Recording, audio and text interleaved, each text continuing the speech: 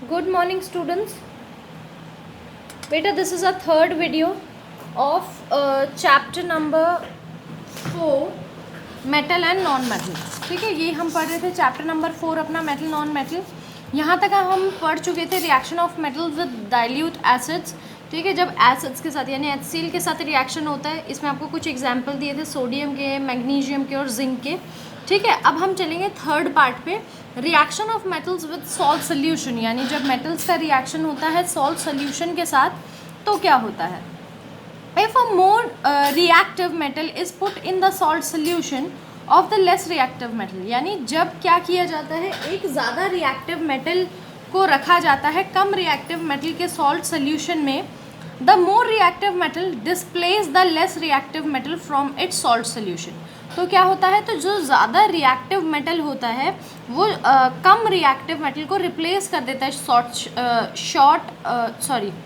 जो less reactive metal होता है सॉल्ट सोल्यूशन से. ठीक है, क्या होता है, देखो सॉल्ट जब भी आप किसी को मतलब दो अगर मेटल हैं, एक ज़्यादा रिएक्टिव है कम रिएक्टिव है, तो जो भी सोल्यूशन बनेगा उसके साथ वही रहेगा जो ज़्यादा रिएक्टिव होगा. ठीक है, जैसे होता है ना, अगर आप जाते हो तो उसी की बात चलती है जो ज़्यादा स्ट्रॉन्ग होता है. ठीक है, सब उसी की बात मानते हैं जो ज़्यादा स्ट्रॉन्ग होता है. ठीक है, तो ऐसा ही इनके साथ भी होता है, जो ज़्यादा स्ट्रॉन्ग होता है वही सोल्यूशन के साथ जाता है और दूसरे को रिमूव कर देता है, हटा देता है वहाँ से.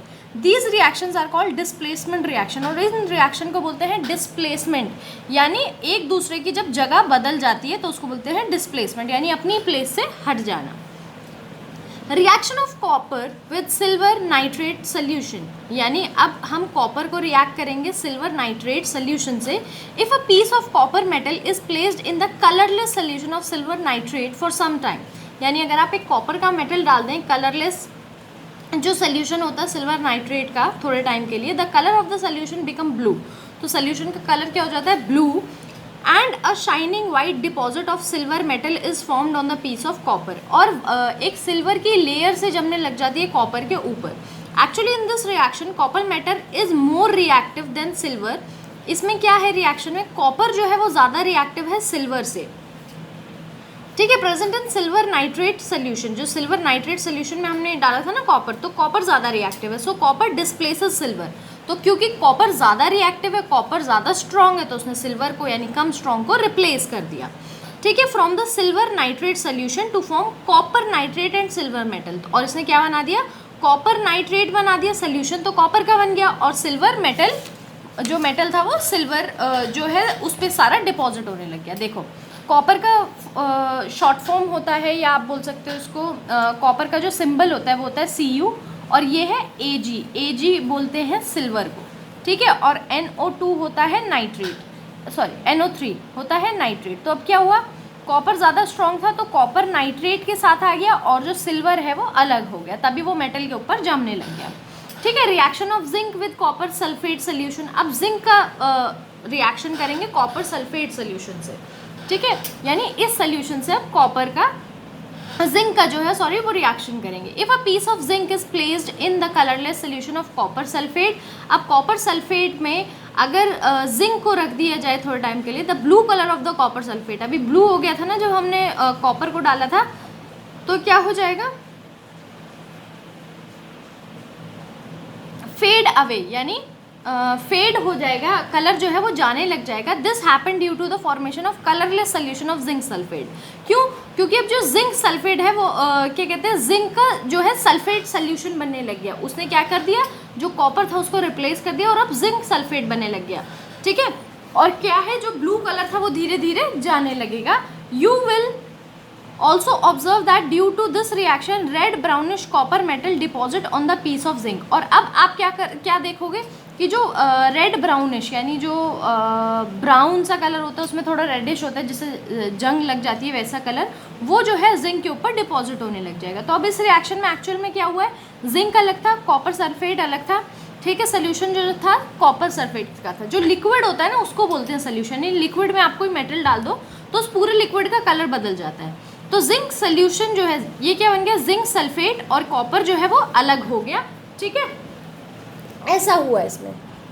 अब देखेंगे बेटा, आप यहाँ पर देखिए ठीक है, इसमें क्या देखोगे आप, ये एक तरफ जो है ये वाला जो है ये हमारा क्या था, कॉपर सल्फेट था, और ये है जिंक जिसके अंदर डाल दिया, ऐसा कॉपर सल्फेट है, दोनों सेम है। अब इसके अंदर जिंक डाल दिया तो देखना धीरे धीरे इसमें क्या होगा, देखिए धीरे धीरे आप देख रहे हैं इसका कलर ना हल्का हल्का जा रहा है।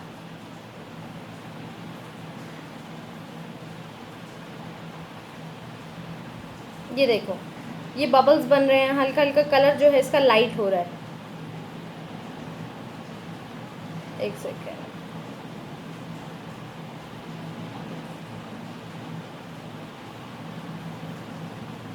ये देखिए यहाँ पर जो है देखो जिंक के ऊपर क्या है, कुछ कुछ इसमें डिपॉजिट होने लग गया। अब ये देखो,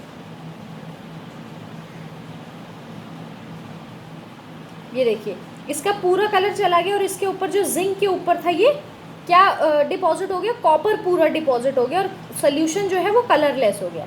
ठीक है, ये ऐसा सोल्यूशन था, इसमें जिंक डालने पे क्या हुआ, ये तो पूरा कलरलेस हो गया सोल्यूशन, और इसमें क्या है जिंक के ऊपर जो था कॉपर डिपॉजिट होने लग गया। ठीक है, ऐसा ही सेम आपका यहाँ पर हुआ है।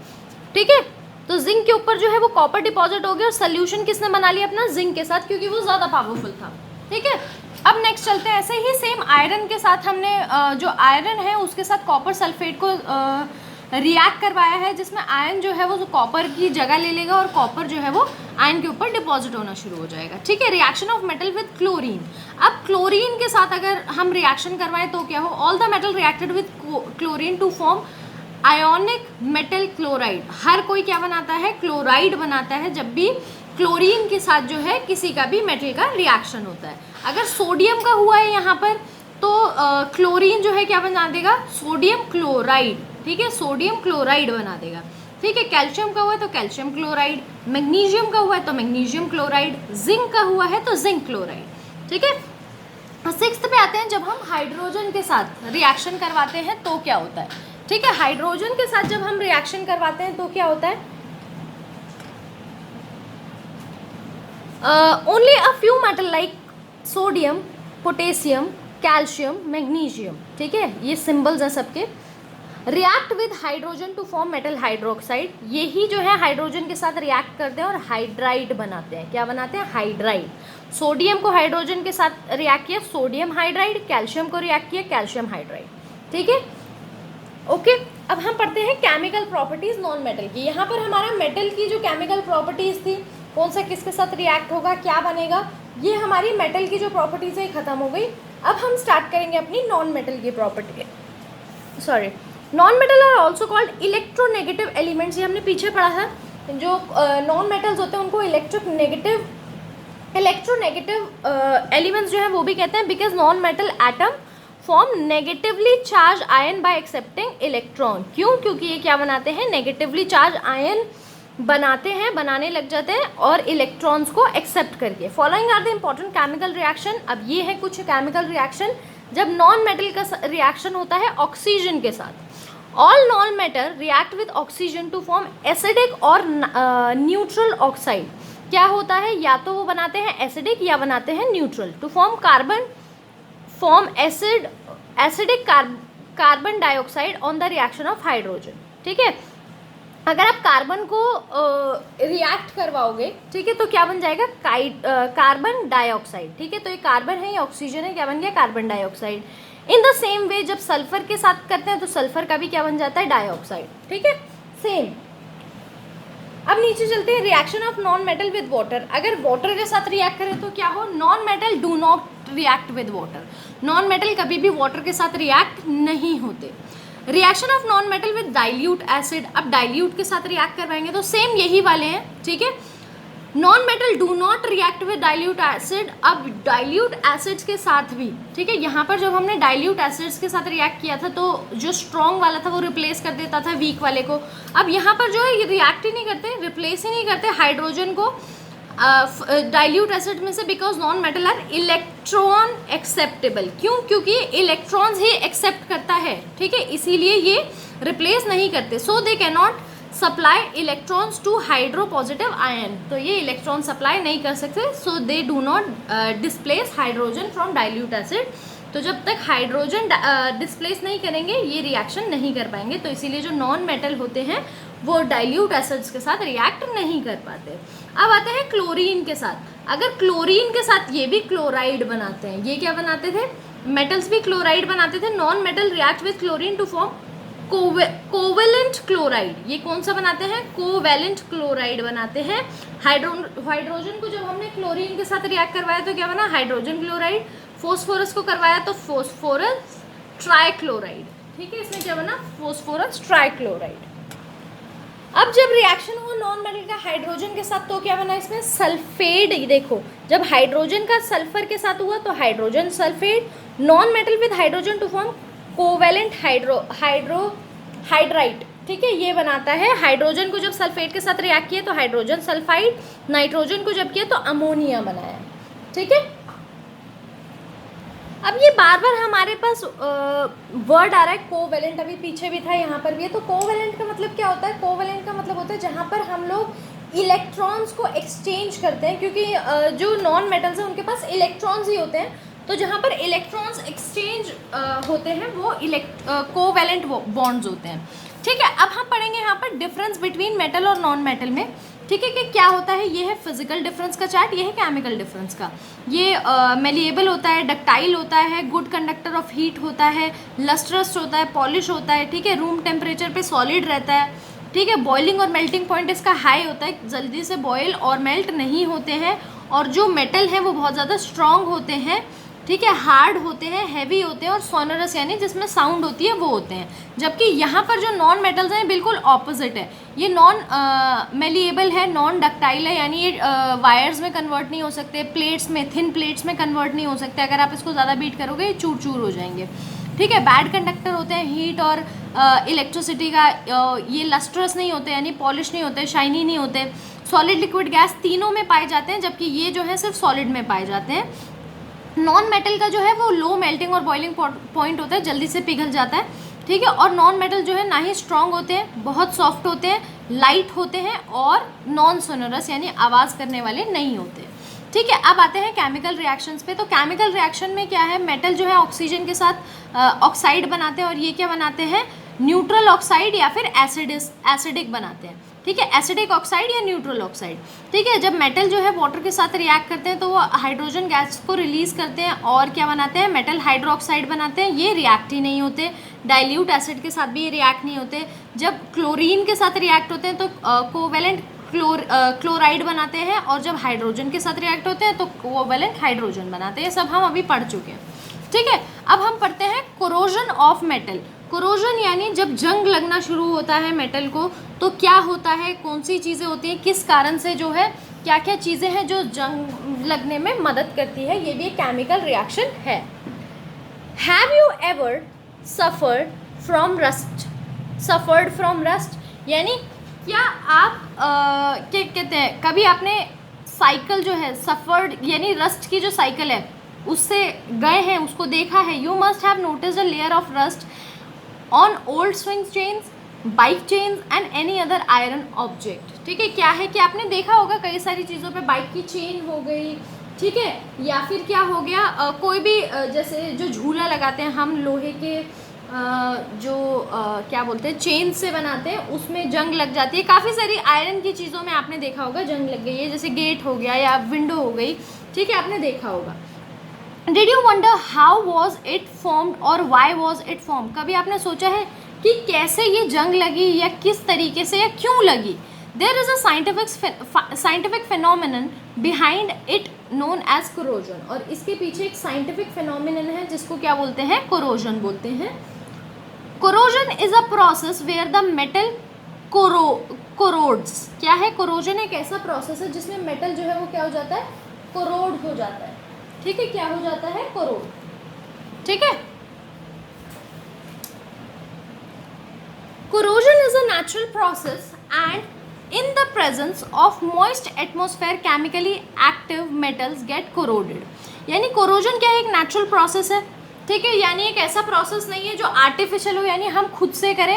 ये नेचुरल प्रोसेस है, नेचर में होता है। And in the presence of moist atmosphere, यानी जब मॉइस्ट एटमॉस्फेयर होता है, फेवरेबल एटमॉस्फेयर होता है, तो क्या होता है, chemically active metals get corrode, और जो केमिकली एक्टिव मेटल्स होते हैं वो कोरोड होना शुरू हो जाते हैं, ठीक है, वो जंग लगना शुरू हो जाते हैं। Contrary to the popular belief, rusting and corrosion are not the same, और दोनों चीज़ें रस्टिंग और कोरोजन दोनों सेम नहीं है, ठीक है। अब यहाँ पर जानेंगे रस्टिंग और कोरोजन में क्या डिफरेंस है, ठीक है। Rusting is the process where iron corroded due to explosion of atmosphere. Rusting वो चीज़ है जिसमें आयरन जो है वो कोरोड होती है, यानी जो जंग लगता है, रस्टिंग जो है वो है कि सिर्फ आयरन जो है वो कोरोड होती है, जो लोहा है वो कोरोड होता है। Corrosion is a process where the water और moisture on the surface of the metal oxides with the atmospheric oxygen in the oxidisation reaction. क्या है कि रस्टिंग क्या प्रोसेस है, और सॉरी कोरोजन क्या है कि जब वाटर और मॉइस्चर से कोई भी मेटल जो है वो ऑक्साइड होना शुरू हो जाता है और एटमॉस्फेयर एक ऑक्सीजन जो है उसके साथ हो जाता है और ऑक्सीडेशन रिएक्शन करने लग जाता है, ठीक है। The main circumstances of corrosion occur with iron.